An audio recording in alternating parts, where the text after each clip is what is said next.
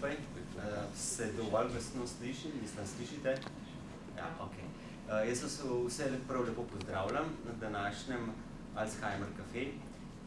Z vami bova slabo urco dr. Nikolaj Lipič in pa jaz, Peter Seljak. Vsak bo predstavljal svojo temo. Dr. Lipič bo predstavil nekaj zvezi demence in pa komunikacije z dementnimi. Jaz bom pa se osredotočil bolj na ekonomske vidike varne starosti. Tako da, če bo kakšno vprašanje, če bo razprava, lahko kakšno besedo rečemo že vmes med samim predavanjem ali pa potem ob zaključku. Tako da, mogoče Nikol, lahko kar ti začne svojo predstavitev.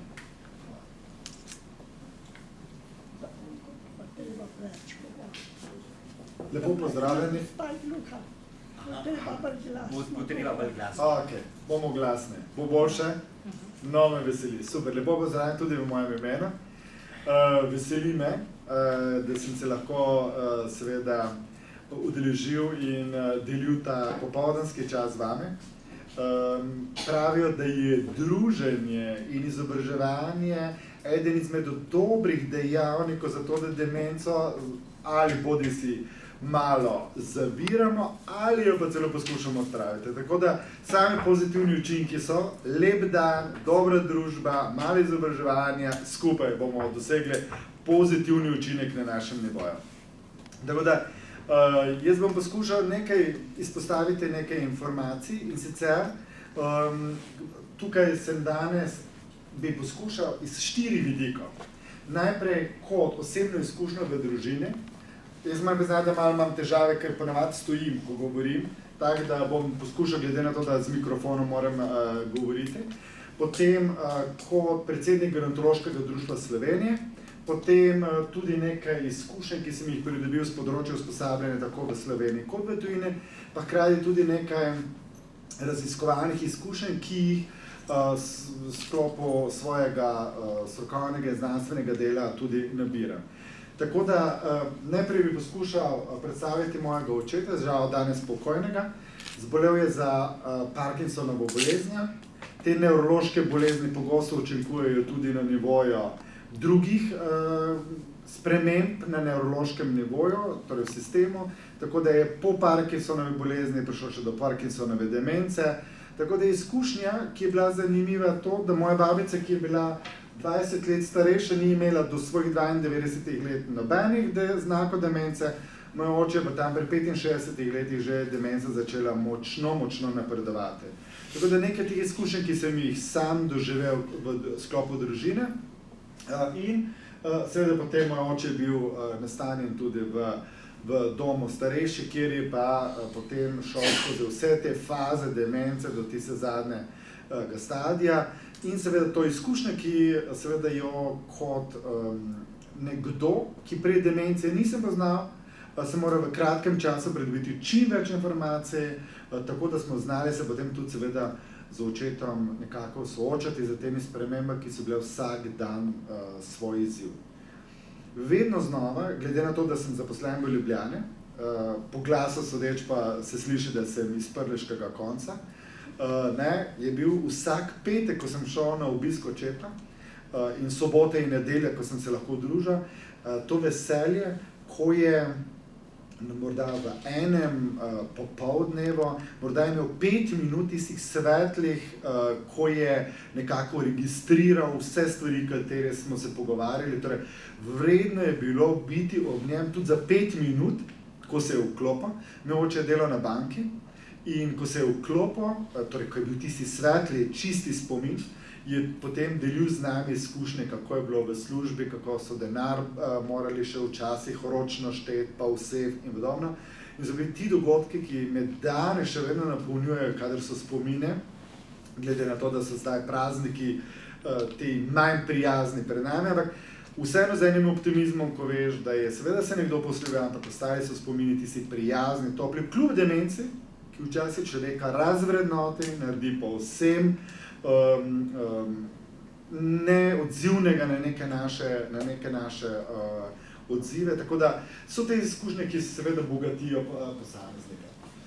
Sam prihajam z Gerontološkega društva Slovenije, kot sem že uvodoma povedal. Moram se pohvaliti, mi bomo konec meseca novembra praznovali 50-letnico delovanja.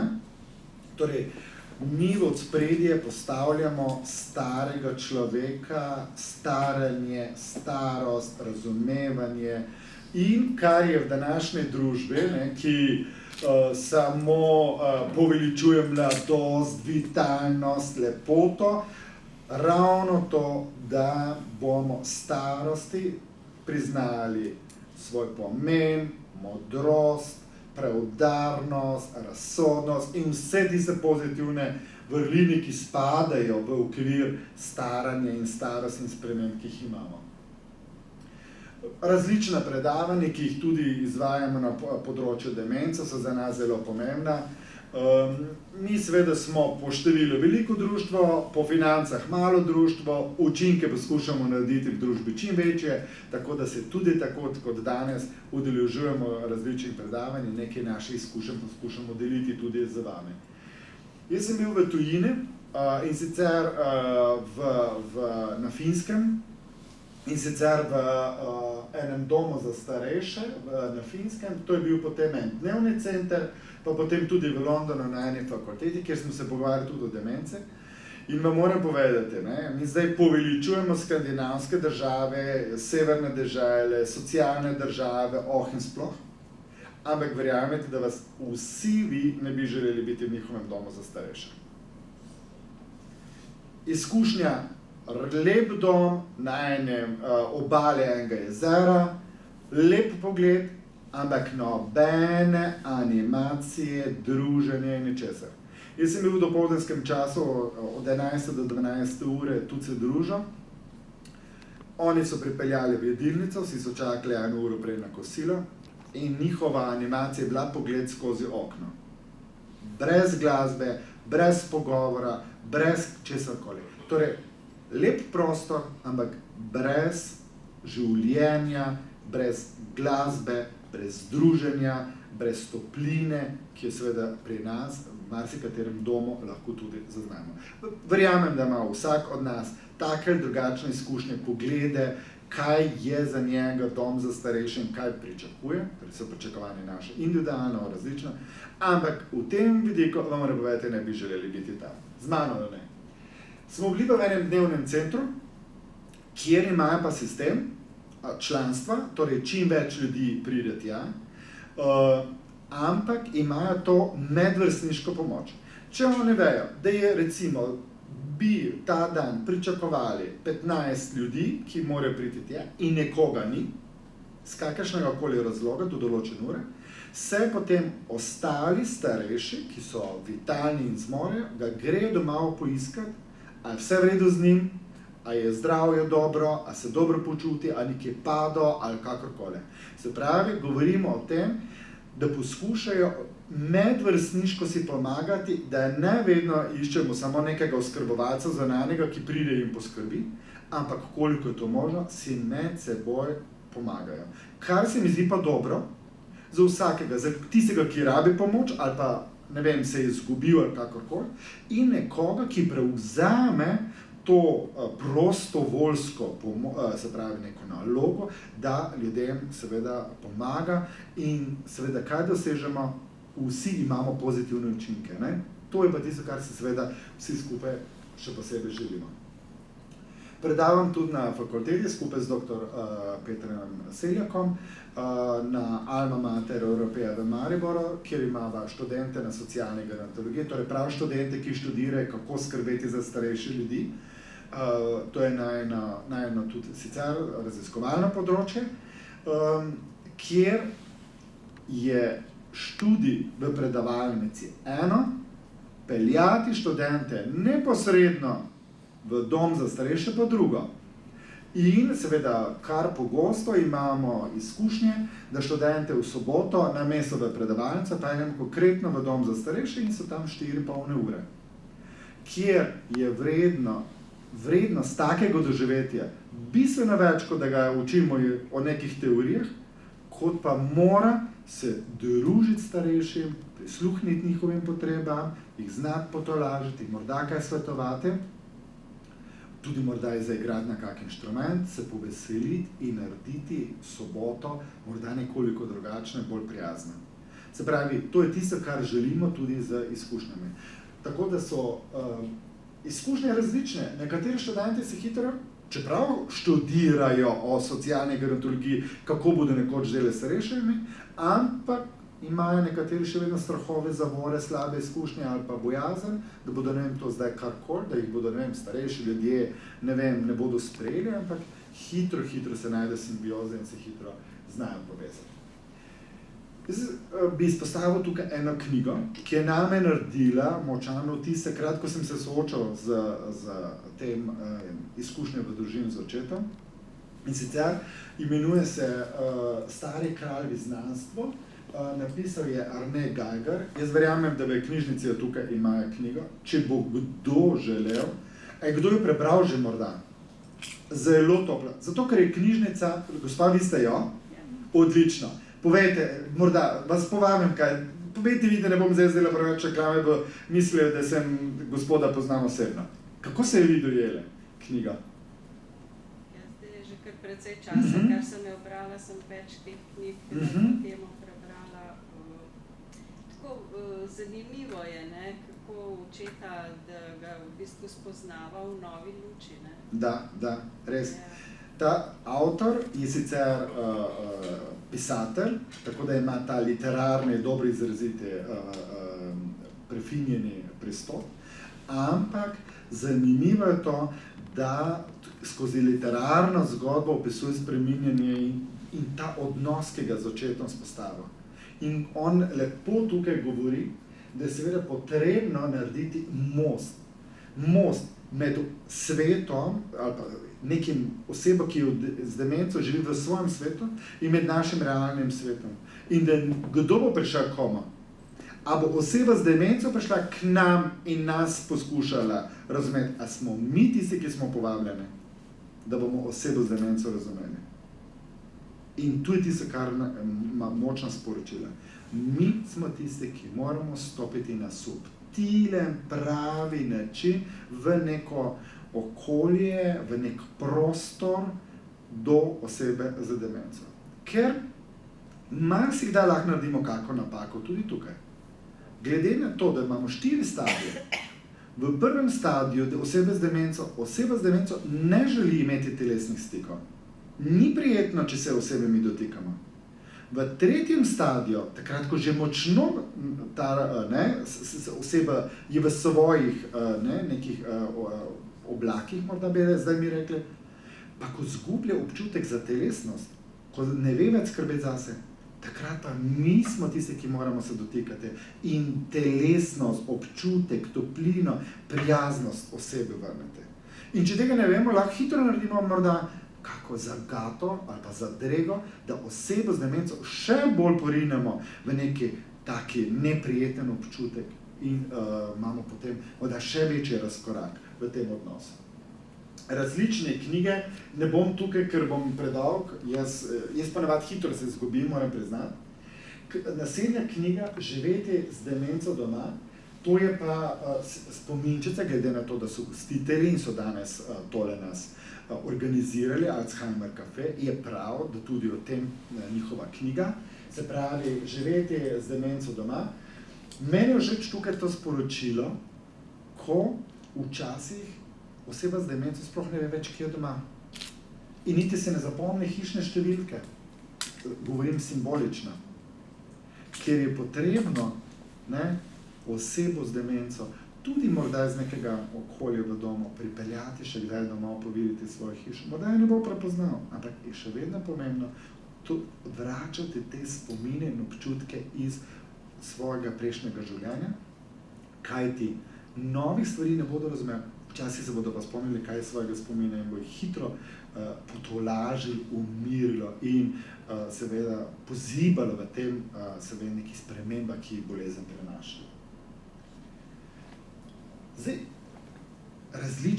različni pristopi, kako se soočiti s to demenco. Zdaj, ker se vsi še tako mladostne in vitalni, miselno, seveda so različne raziskave potekale. Če grem zdaj samo na en znanstveni nivo, In sicer v Ameriki je potekla ena 30-letna študija na vzorcu 467 ljudi. Torej, 30 let so opazovali skupino ljudi in so proučevali demenco. Taka dolga študija bila. In so ugotovili, katere so tiste, ki so telesne aktivnosti, ki pripomorejo, katere umske aktivnosti in tako dalje. Zdaj, če gremo med telesnimi, so preverili, kako vpliva tek, hoja, plavanje, kolesarjenje, hoja po stopnicah, kar je mogoče malo napornejše, in ples in različne te aktivnosti. In oni so s to raziskavo ugotovili, da je ples zelo pomembna stvar, pa sem se vprašal, zakaj in bral študijo naprej. Gospa, kaj mislite? Mislim, da dotikne, ko se dva... Tako, ponavadi plešemo z ljubljeno osebo, ki nam veliko pomeni. Čustveni odnos. Glasba nas popelje in umiri. Potem je druženje, ta socialni vidik. Ne? In na koncu koncev je tu treba malo koordinacije. Zdaj, moški, jaz moram šteti 1, 2, 3 te korake pri plesu, pomeni, da še moram malo razmišljati zraven. Zdaj je odlično, vse stvari vključi, pa še fizično se gibam in premikam. Zdaj, pozitivni učinke. Tako da jaz bom kar vprašal, a v domu so kakšne plesne aktivnosti za starejše? Tudi. Odlično. Koliko se da, zelo priporočamo te zadeve. Tako, tudi vozičko. In znanstveno je to dokazano pozitivno.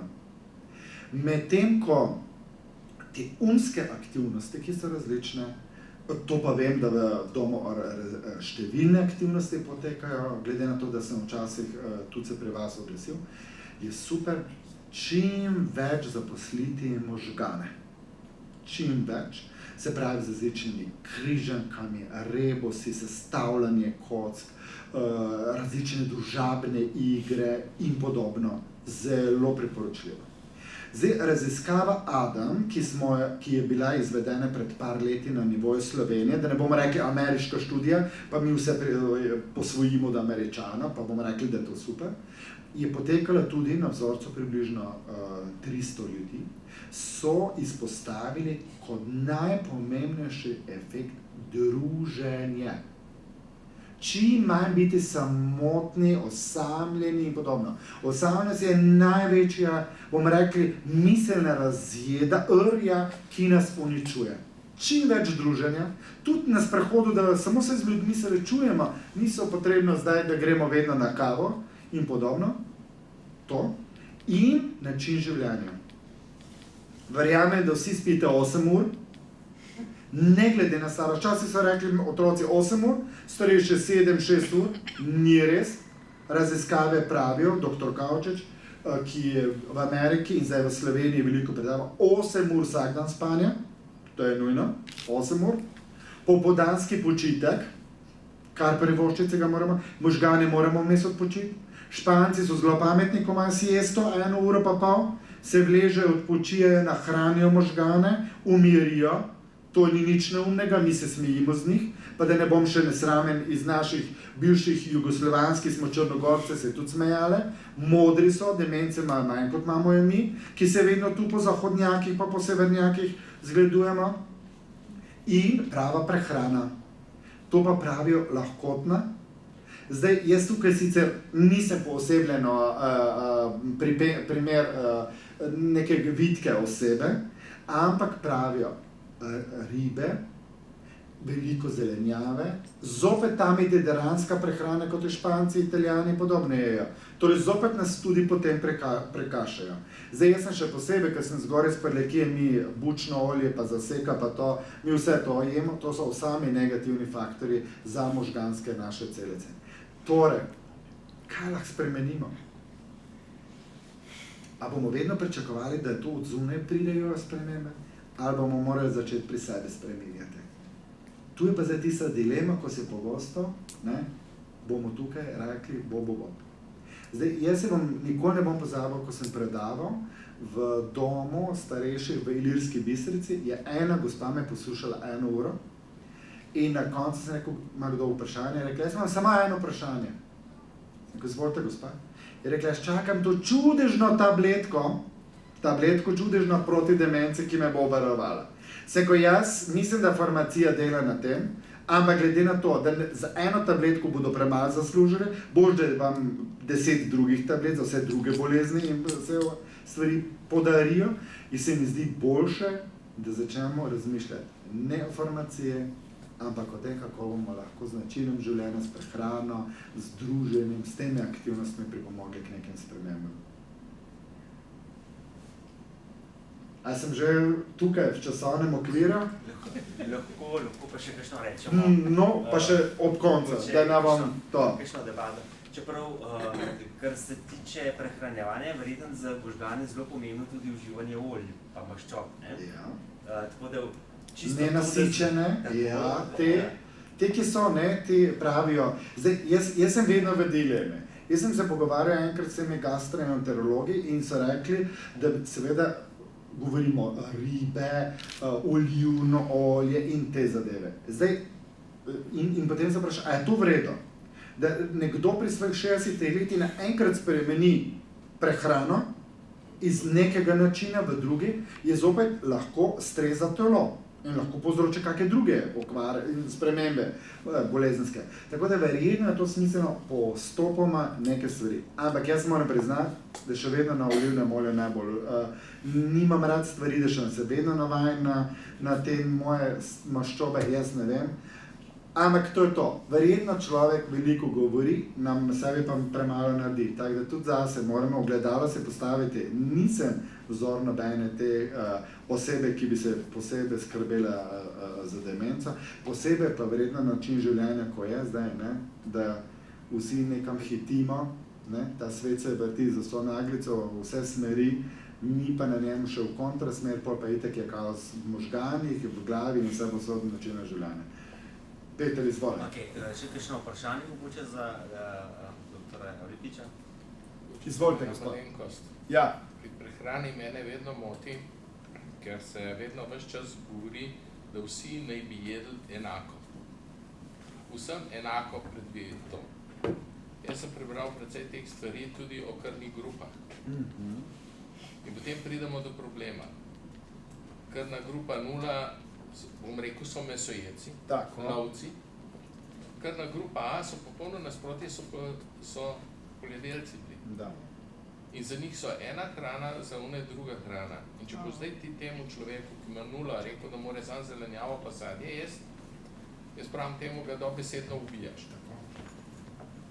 Je pa res, da določene tudi maščob je tle zelo problem.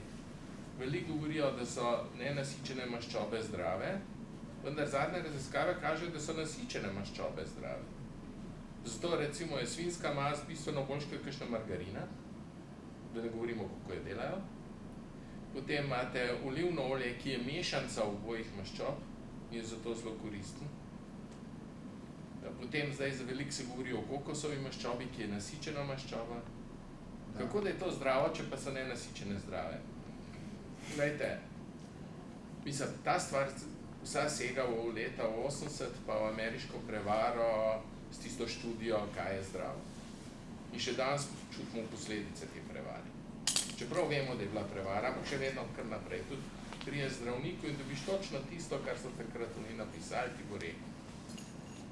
Zato tle bi morali malo mogoče pozornosti tudi na to. Se strinjam, popolnoma.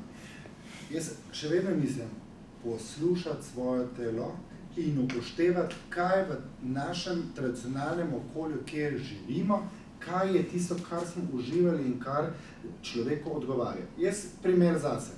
Jaz sem bil 19 let vegetarijanec. Torej, sem se čisto prehranjeval drugače, v določenem trenutku sem prišel do nekih bolezenskih sprememb in so me zdravniki miselno prepričali, da moram način spremeniti, ker po 19 letih, tam 20-25, se začnejo neke spremembe na krvni sliki in tako pojavljati. Jaz sem začel jesti to meso, jaz se nisem 3 leta dobro počutil. Moje telo ni sprejelo in sem bil v tej skupini nekih drugih ljudi, ampak so me zopet kdo? Medicinci, farmacevci, vsi so me prepričali, da moram spremeniti način življenja, prehranjevanja. Torej, to so te, kot se rekli, prevare, vsiljevanja nekih vzorcev, ki so največkrat tržno naravnani, moramo priznati. Samo primer, pa bom zaključil. Moj brat in njegova žena sta se šla na enkrat nutricistiko. Se pravi, 3 leta sta jedla, ne vem, po vseh teh nekih zadevah, ne vem kaj. In ne vem, kateri maščob, ne? Po 3 letih sta šla na pregled in so bratovi žene rekli, za seko nujno 2-krat dnevno je, zato ker je naenkrat zgubila tiste zdrave maščobe, ki niso bile dobre. Prej so jo pa možgane obrnili v čisto drugo. Pa ne teh tablet, pa ne onih tablet, na koncu je morala spremeniti vse. Se pravi, to so te, bomo rekli, kar modne muhe, ki so, ne, ki zdaj poplava, vsi resnično šnšovi in vse ostalo je vse nakuhanje, vse cvrene in vse ti si po domači bi rekli samo posode, ki bi naj bilo vse zdravo, pa vprašanje, kaj je tukaj zdravo. Tako da se strinjam z vami, da so to izzivi, ki jih je potrebno najprej pri sebi preveriti, kaj odgovarja posameznik. Ok, še kakšno vprašanje? Malo bomo mogli mi do mikrofone zamenjati, ker mislim, da so pa slabši.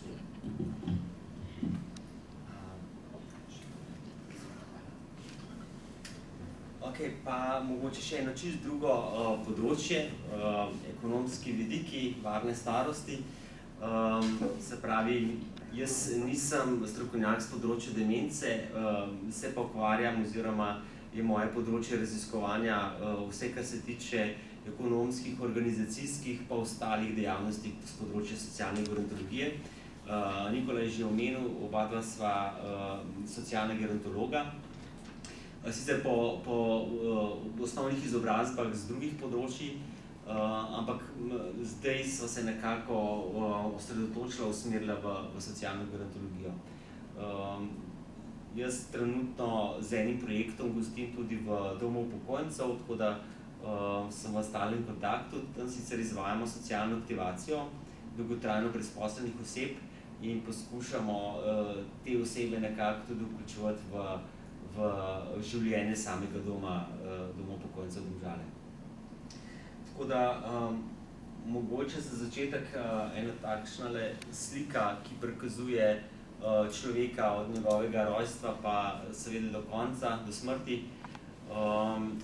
Mogoče, ker je ravno 6 slikov predstavljenih, bi jih lahko tudi razporedili te like v različne oziroma v 6 generacij.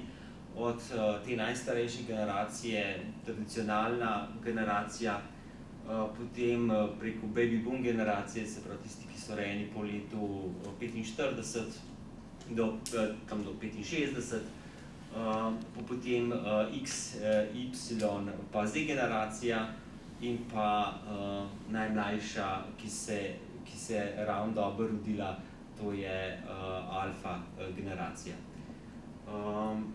Drugače pa ta slika ne prikazuje samo generacije, ampak tudi življenjski cikel posameznika, od otroštva, praktično od rojstva pa njegove smrti. No in v bistvu to obdobje proti koncu proučuje gerontologija. Midva pa sva v bistvu se osredotočila ne samo na čisto gerontologijo, ampak na socialno gerontologijo, ki proučuje spremembo odnosov in pa vloge posameznika starejšega v poznih letih, se pravi po nekako 65. letu. Nekako strokovnjaki ocenjujemo, da je tista starost, pri kateri govorimo o starejšem človeku, 65 let. Seveda, verjetno se bo to z leti malo spremenilo, glede na to, da se življenjska doba podaljšuje, bo verjetno prišlo do spremembe ali zamika. Nekako je 65 let običajno tudi tista starost, pri kateri se odrasli, zaposleni tudi upokojijo. Pri nas mogoče malo prej. Verjetno večina izmed vas, tisti, ki ste v pokoju, pa mislim, da ste vsi, razen kolegice zadaj, se upokojila pred 60 letom. Ok, kar veliko sprememb se dogaja v zadnjem času, sodobne družbe se starajo. Pa ne samo to, spreminjajo se tudi se pravi, gospodinjstva sama. Se pravi, vse več, oziroma gospodinjstva je vse več, medtem ko je članov v gospodinjstvu vse manj. Včasih so bile, sami se verjetno spomnite, družine gospodinjstva veliko številna. Danes so gospodinjstva v povprečju velika 3 člane. Včasih, ali pa še recimo v letih, tam med 1930 in 1940 je bilo to povprečje bistveno višje, okoli 7. Hkrati seveda upada število rojstev, rodnost se je bistveno zmanjšala in vse to poleg seveda zvišanja pričakovane življenjske dobe vpliva na to, da so določeni pritiski. Tudi kasneje bomo videli, pritiski pa ne samo iz tega ekonomskega vidika, ampak tudi iz zdravstvenega in pa socialnega vidika. Mogoče podatki, se vem, da je vse skupaj mogoče malo preveč suhoparno, ampak nekako zdaj smo na prelomu, da bo starejših od 65 kmalu 20%, v prihodnosti pa kot vidite nas čaka nekje 30, se pravi skoraj 1/3 prebivalstva. Tudi delež starejših od 80 bo bistveno narastel, iz današnjih tam okoli 5% vse do 13, kar pomeni, da bo ta generacija močno številna in seveda to posledično vpliva tudi potem na ostale, predvsem na te ekonomske posledice. To je mogoče enako, samo da je bolj grafično predstavljeno. Leta 50 recimo vse pričakuje, to so projekcije, da bo ta skupina 80 plus največja.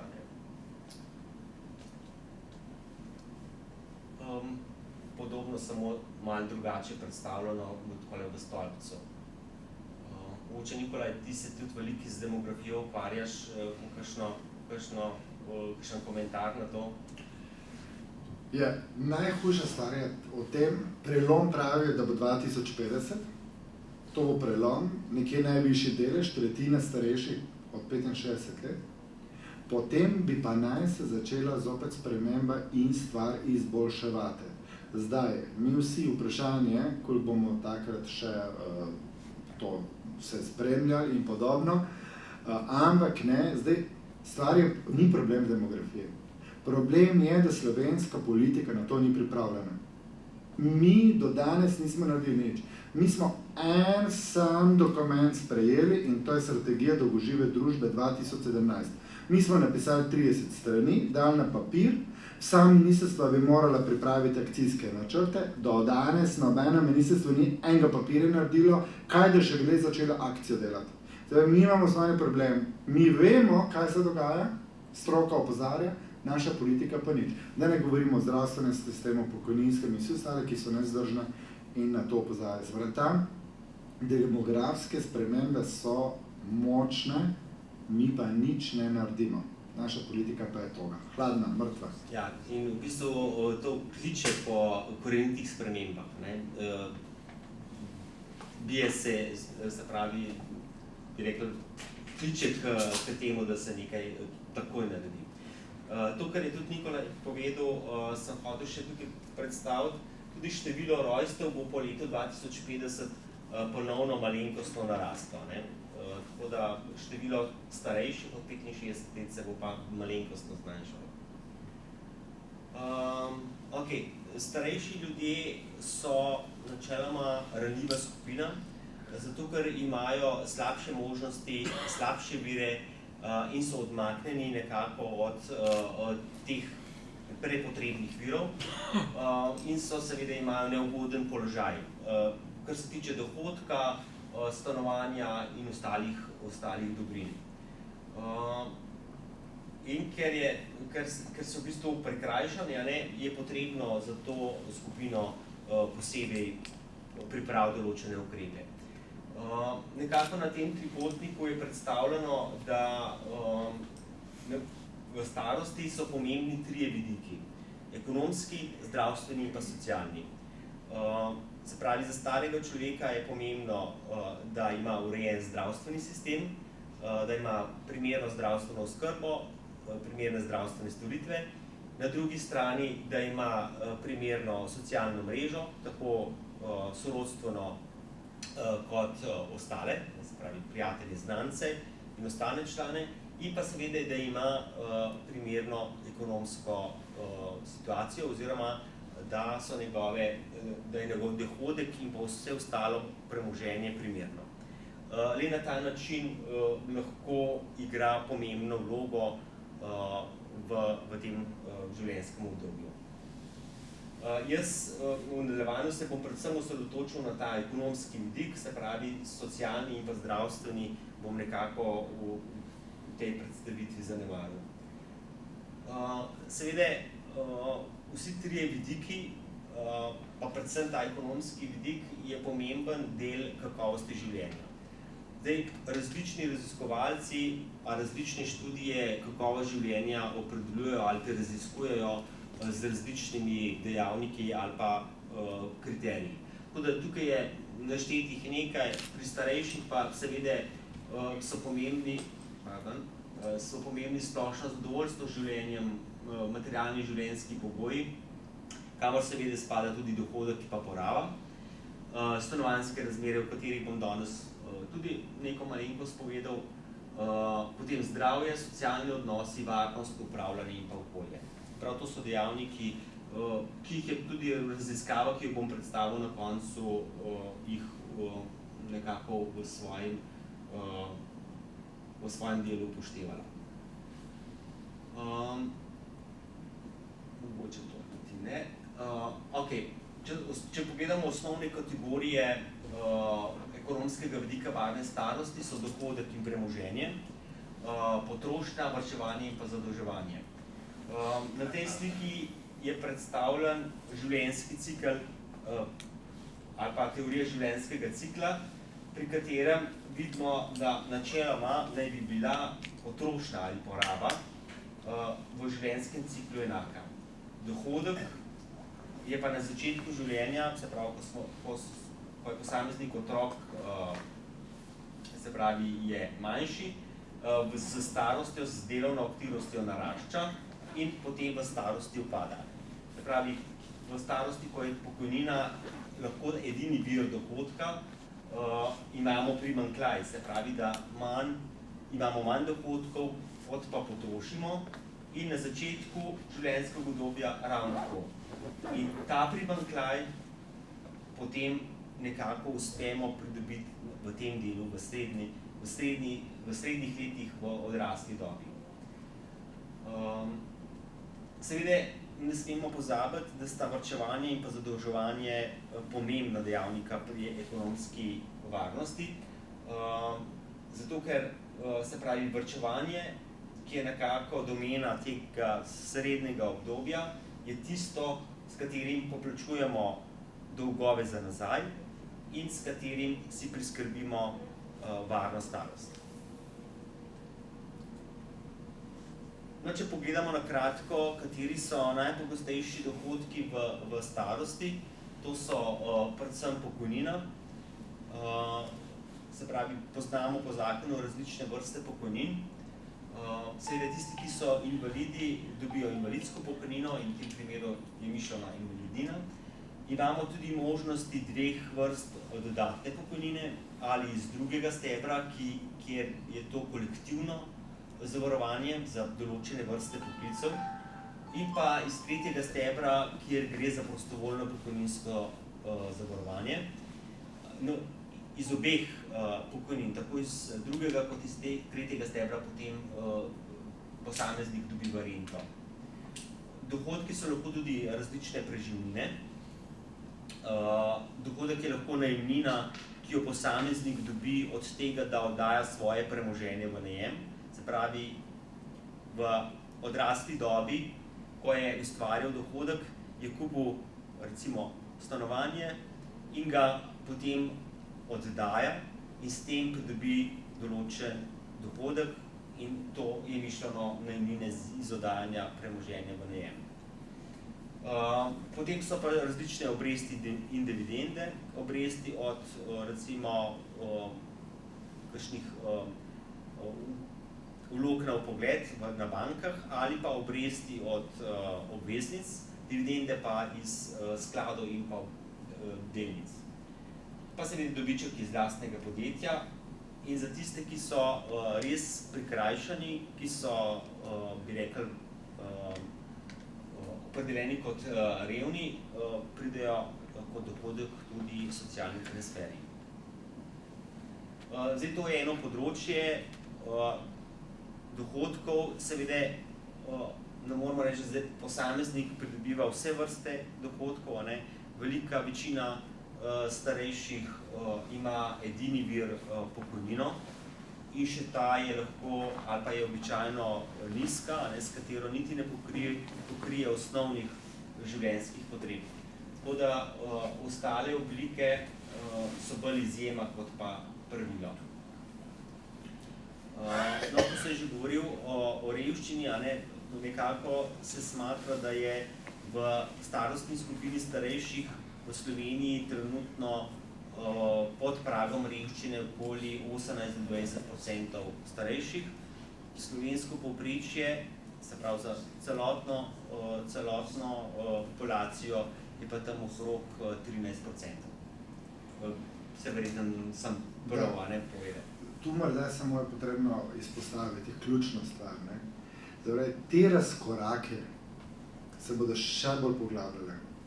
Zdaj moramo biti zelo realni, svetovne merilo postaviti v kontekst. 98% svetovnega prebivalstva živi na pragu revščine ali v revščini. 2% svetovnega prebivalstva živi v izobilju. In zdaj, včasih to, še posebej, ko smo v Jugoslaviji bili, sploh sanje, nismo v teh razkorakih. Imel je sosed nekaj več kot drug, ampak ni bilo pa takih ekstremov, kot se danes dogaja. In to je ta družbeni razkorak, ki se je Slovenija zdaj zapletla in ker mi seveda vse vzamemo kot gotovo kupljeno od vseh drugih, ta razkorak je najhujši. In mi bomo zdaj, se pravi, ta delež ljudi, ki se bo soočali z revščino, se bo trend še nadaljeval. Zdaj zopet smo tukaj, kje je zdaj tako potrebna podpora, razumevanje politike in družbe kot take, da bo pomagala. Tu je zdaj tiste razkorak, ki se dogaja. To je vedno večja uganka za vse nas. Ok, mogoče še nekaj besed o samem premoženju. Zdaj pri večini Slovencev je največje premoženje, ki ga imamo, stanovanje. Zdaj to stanovanje, tukaj, ko bom predstavljal, je mišljeno tako, ali hiša, ali stanovanje, ali vikend, ali karkoli. Vse oblike, se pravi, tega bivanja. V bistvu, bivanje doma ali pa bivanje v domačem okolju je v bistvu tista najbolj zaželena oblika bivanja pri vseh starejših. Seveda, vedno to ni mogoče, zato je lahko bivanje starejših tudi v različnih drugih oblikah.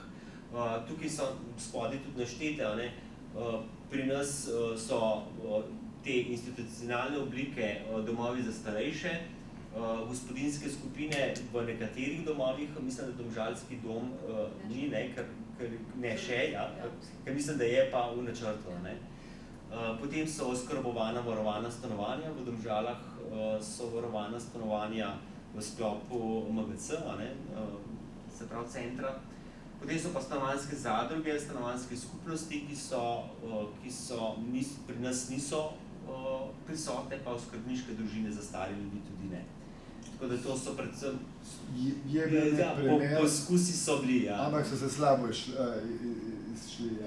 Zdaj, oskrbniške družine za stare ljudi je bolj mišljeno zelo podobno kot rejništvo pri otrocih. Tako da mislim, da zaenkrat še naša družba ni pripravljena, ali pa ljudje niso pripravljeni iti v takšne oblike sobivanja. Zakaj je stanovanje zelo pomembno?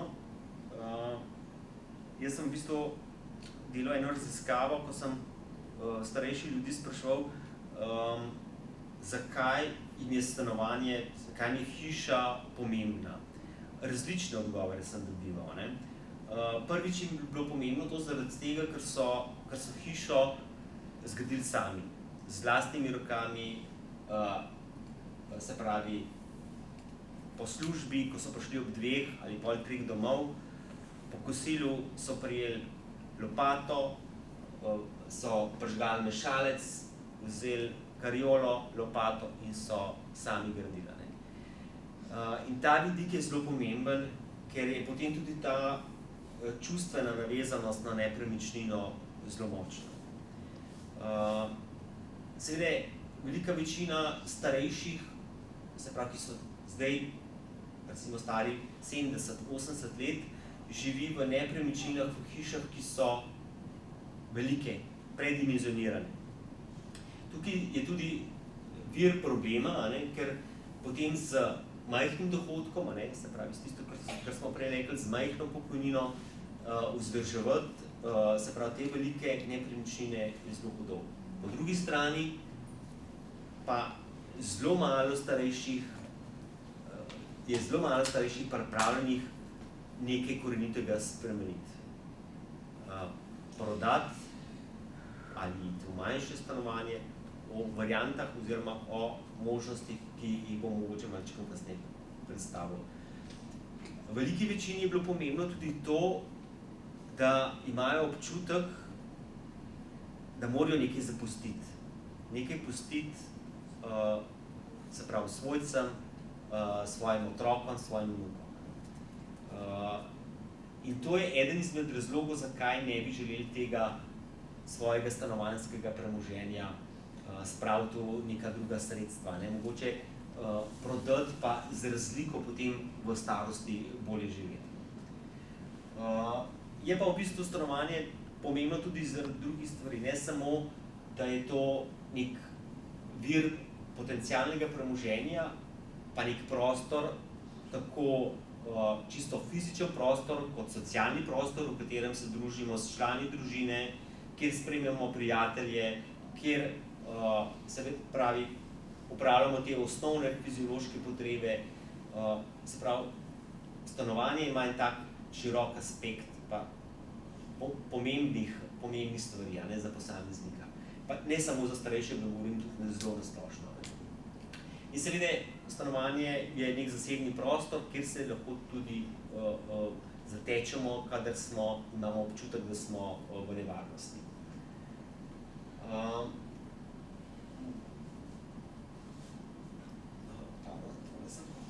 No, to so v bistvu možnosti, kako iz stanovanja, ki ga ima starejši, pridobiti finančna sredstva potrebna za varno preživljanje starosti. Prva možnost je, da stanovanje prodajo, ali pa hišo, ne, v tem primeru lahko govorimo ali enem od drugem, in gredo v najemno stanovanje. Tukaj imamo velike probleme, da je pri nas nepremičninski trg zelo nestabilen, najemnega trga pa praktično ni. In ker je ta najemni trg tako slab, zaradi tega razloga so najemnine zelo visoke. Ne? In praktično bi razlika v sredstvih, ki jih dobimo s prodajo, ne zadostovala potem za daljše obdobje. Druga možnost je, da kupijo manjše stanovanje, kar pomeni prodati hišo, pa kupiti garsonjero ali enosobno stanovanje, če gre recimo za eno osebo oziroma dvosobno, če gre za 2 osebi. Tudi tukaj je pri nas razmerje med ceno stanovanj in ceno hiš porušeno. Se pravi, stanovanja so bistveno predraga glede na vrednost hiš. In zopet smo v tistem, ja, prodam hišo recimo v Domžalah, dobim za njo 200.000 ali pa 250.000 evrov, želim kupiti varovano stanovanje tukaj zraven, praktično ostane zelo malo. Recimo dvosobno stanovanje v sosednji stavbi je bilo 160.000 evrov, pa plus oprema in plus seveda moramo potem računati, da je potrebno še določene stvari doplačevati. In tretja je možnost, da se po prodaji gre v institucionalno oskrbo, se pravi v dom starejših ali pa v neko drugo skupinsko obliko. Potem je pa drugi sklop, da ostanejo v stanovanju in potem uporabijo obratno hipoteko, to je ena vrsta hipoteke na stanovanje namenjena starejšim, ampak se pri nas nekako še ni prijela. Potem, da oddajo del stanovanja, se pravi, ali pa recimo, če imajo hišo veliko 300 kvadratov, da del te hiše oddajo, in tako pridobijo en dohodek, pa hkrati tukaj ni samo ta finančni vidik pomemben, je tudi socialni vidik. Če oddajo nekomu, ki mu zaupajo, mu ta lahko nudi tako klasično pomoč, da ga prepelje nekam, da ga pelje k zdravniku v trgovino, in drugo je finančen, da mu zmanjšuje, se pravi, mesečne stroške vzdrževanja. Sobivanje s sorodniki, ki je v Sloveniji zelo pogosta oblika. Jaz sem v anketi, ki sem jo izvedel, ugotovil, da je sobivanje pogosta oblika, predvsem, da je kar 14% starejših, na katerih sem delal raziskavo, uporabnikov stanovanja. Niso lastniki več, ampak so uporabniki, kar pomeni, da živijo ali pri svojih otrocih, sorodnikih, oziroma pri otrocih, vnukih in sorodnikih. In pa seveda medgeneracijski prenos, intervjuvost, se pravi, da že za časa življenja prenesejo premoženje, v tem primeru potem živijo pri svojih, kot smo že rekli, sorodnikih, otrocih ali pa vnukih. No, to je nekaj podatkov iz te moje raziskave, ko sem v bistvu ugotavljal bivalno zadovoljstvo starejših nad 65 let.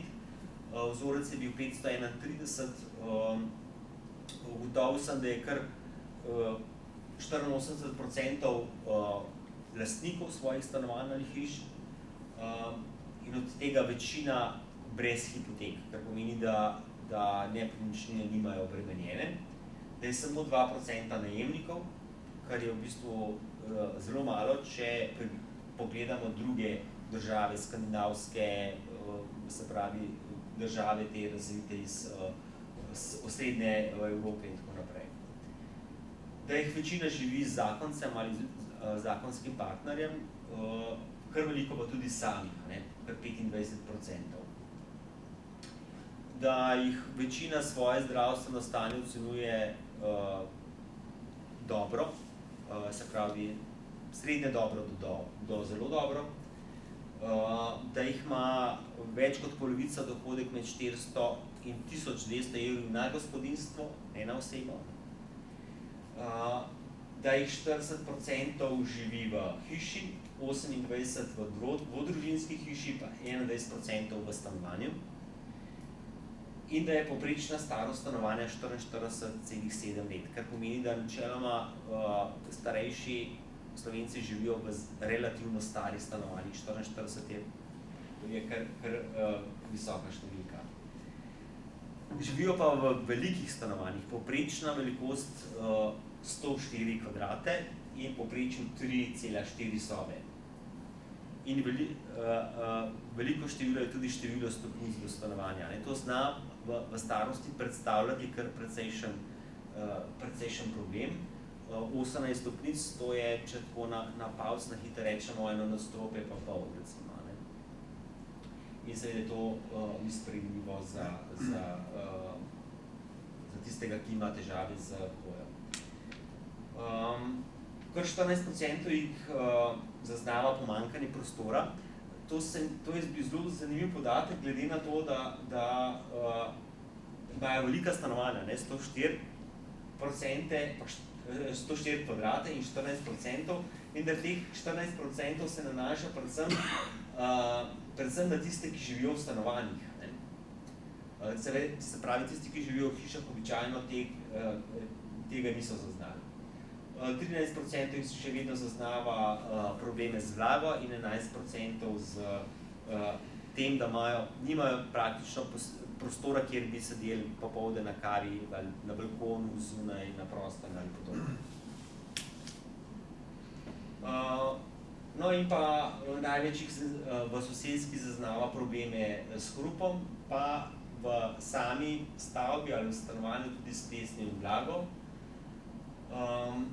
Večina pa nima prilagojenih stanovanj za invalide ali starejše, ter nima zagotovljeno varovanje pred vlomi, požari in pa poplavami.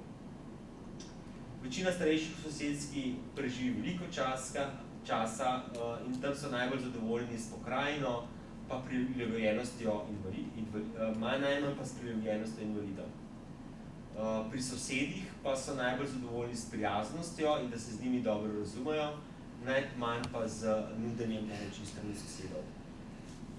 Jaz sem hkrati ugotavljal, kateri dejavniki v bivalnem zadovoljstvu so starejšim najbolj pomembni. Proučeval sem, kako pomembne so jim stanovanje, sosedje pa soseska. In tukaj sem lahko potrdil, da je starejšim najpomembnejše stanovanje, da so jim sosed in soseska na drugem in tretjem mestu, kar je bilo tudi logičen sklep, ki sem ga potem na koncu tudi potrdil. Tako da, evo toliko na kratko še z mojega tega malo ekonomsko-nepremičninskega vidika. Kakšno vprašanje, kakšna vaša izkušnja? Živite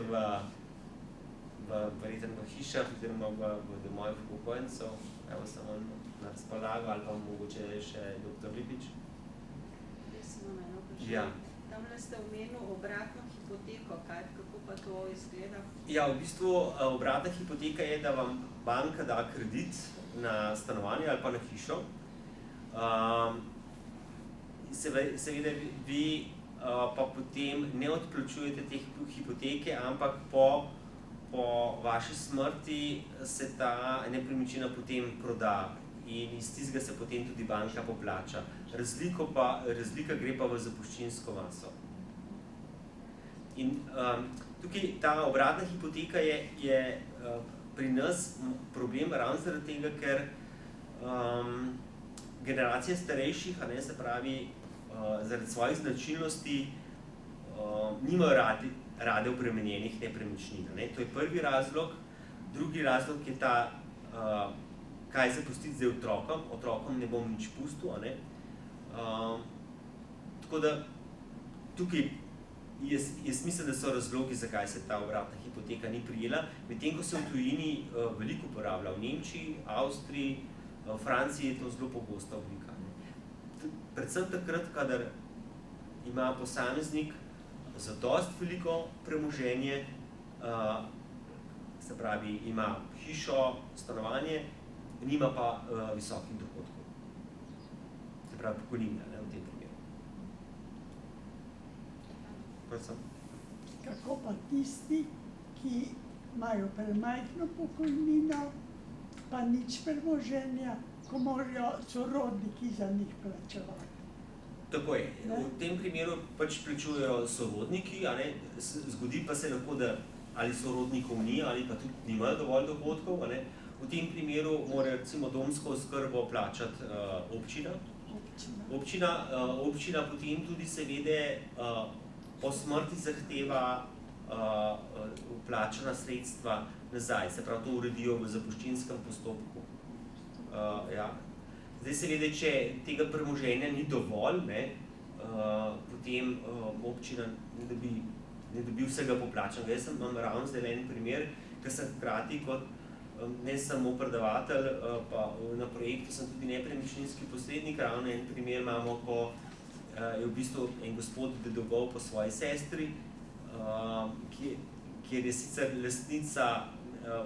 solastnica enega dela nepremičnine, vendar je tisti del nepremičnine vreden samo 35.000. Občina zahteva pa pričakuje 65, ampak več kot 35.000 evrov občina ne bo dobila.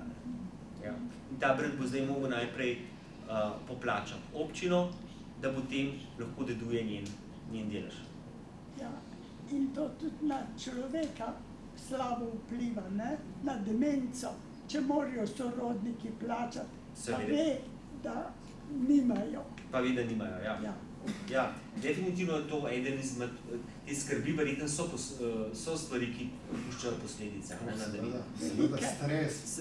Stres je... preobremenjenost, močno vpliva, ne, Ja. na demenco, seveda, jasno. To je potem ta vir, ne, večnih zagonetk, ko so vse stvari, ne, ko se potem domina efekt začne vse porušene. In se seveda odraža to tudi zdravje pod človeka. To je pa seveda tisto, kar je potem najtežje breme Ja. človeka. Soočati se z boleznimi, z vsemi temi zadevami. Ne. Seveda, jasno, materialne okoliščine so zelo pomembne, kje, kako živimo. Ampak ne, najtežje seveda se soočamo z zdravstvenimi težavami, s spremembami. Mogoče pa vaše izkušnje, kaj ste pa vi z nepremičninami, ko prej ste šli v dom upokojencev? Jaz sem dala sinu. Pravzaprav imela nisem nič, ker sem mu že prej dala. Aha, no se pravi, da ste že v času življenja v bistvu razdelili svoje premoženje. To je, se tudi kar tako pogosto dogaja, ne? So pa seveda nekateri, ki pač tega ne želijo, ne? Pa si mislijo, pa se bojo otroci pol po moji smrti skregali.